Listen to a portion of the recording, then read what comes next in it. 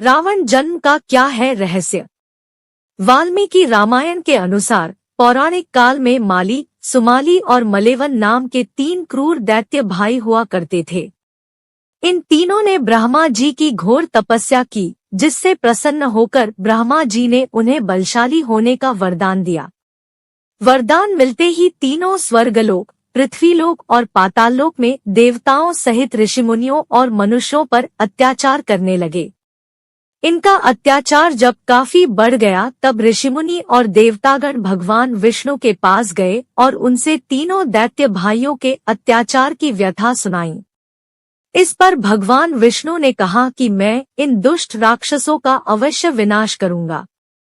उधर यह बात जब माली, सुमाली और मलेवन ने सुनी तो उन्होंने अपनी सेना को लेकर इंद्रलोक पर आक्रमण कर दिया।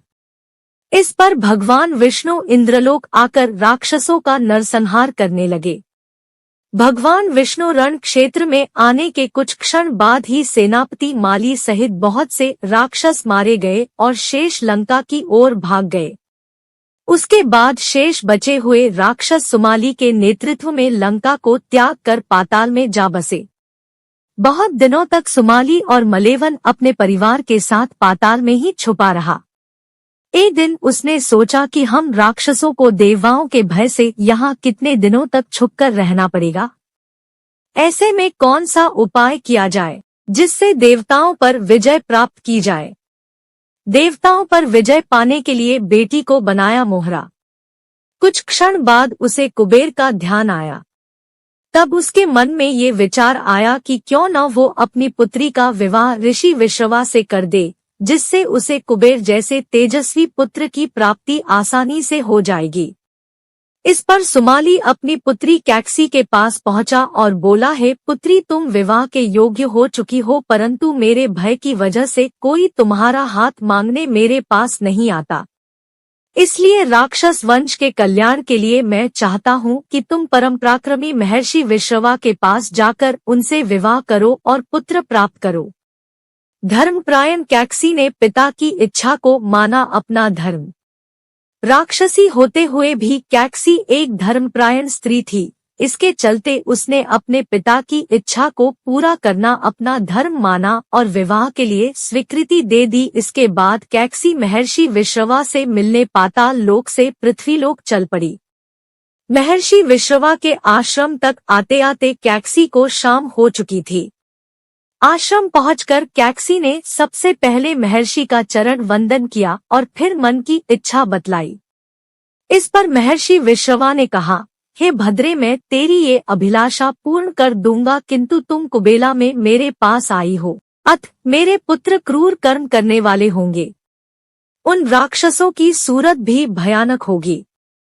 महर्षि विश्रवा के वचन सुन कैकसी उनको प्रणाम कर बोली, आप जैसे ब्राह्मणवादी दौर में ऐसे दुराचारी पुत्रों की उत्पत्ति नहीं चाहती, अतः आप मेरे ऊपर कृपा करें।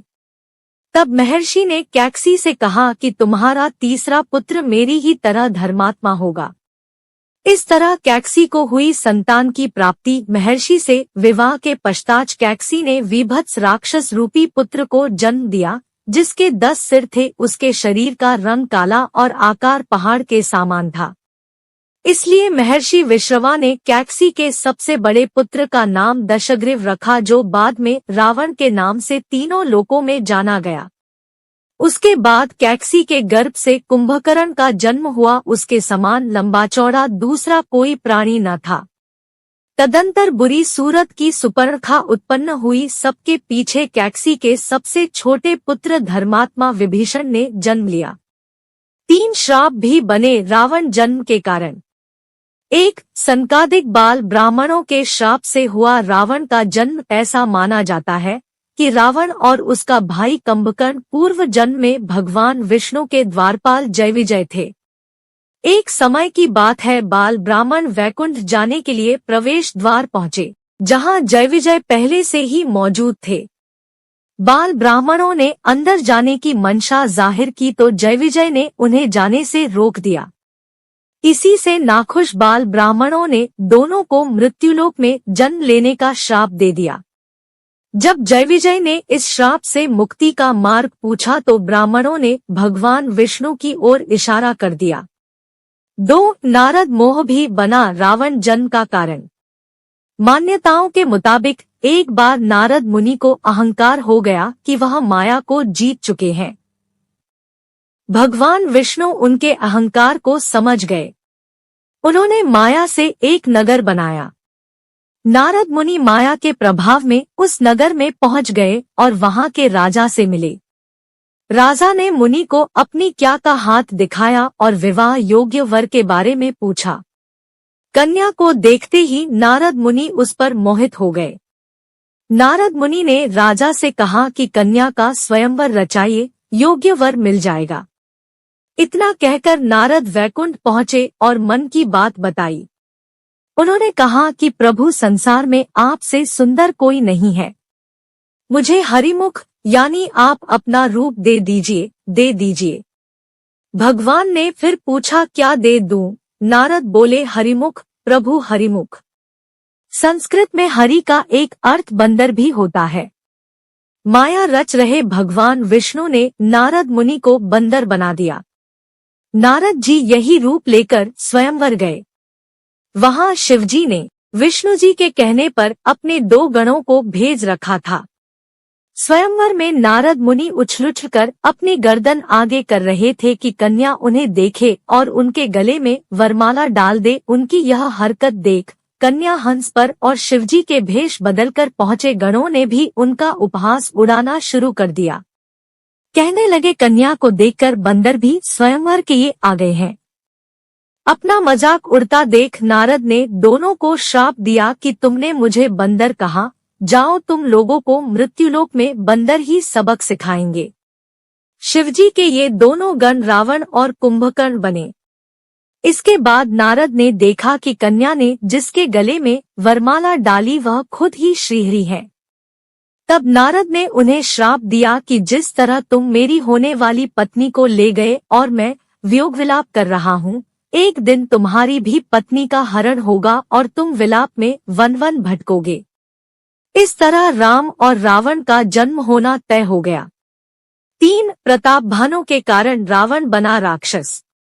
सतयुग के अंत में एक राजा हुआ करते थे प्रताप भानु। वह एक बार जंगल में राह भटक गए और एक कपटी मुनि के आश्रम में पहुंच गए। यह कपटी प्रताप भानु के द्वारा ही हराया हुआ एक राजा था।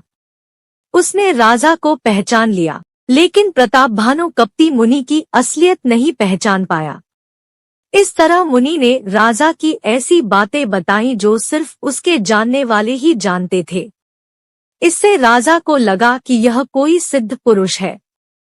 राजा ने उससे चक्रवर्ती होने का उपाय पूछा।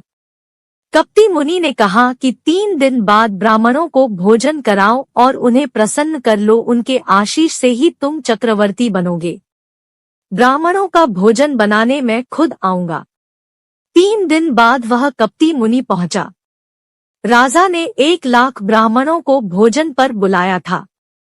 जैसे ही भोजन परोसा जाने लगा, उसी समय आकाशवाणी हुई कि भोजन में मांस मिला हुआ है, यह अभक्ष है। प्रताप भानु से नाराज ब्राह्मणों ने उसे कुटुंब समेत राक्षस हो जाने का श्राप दिया। यही प्रताप भानु रावण बना, उसका भाई कुंभकर्ण बना और प्रताप भानु का मंत्री वरुरुचि विभीषण बनकर जन्मा। विभीषण को सिर्फ राक्षस कुल में जन्म लेने का श्राप था, इसलिए वह राक्षस होकर भी धर्मपरायण था। रावण के जन्म का ये संपूर्ण रहस्य था। इस तरह 3 श्राप के कारण एक रावण का जन्म हुआ था। दोस्तों, अगर वीडियो को लाइक नहीं किया है तो एक लाइक कर दे और चैनल को सब्सक्राइब कर दीजिए। आप और आपके माता पिता स्वस्थ रहे, ऐसी कामना है। धन्यवाद।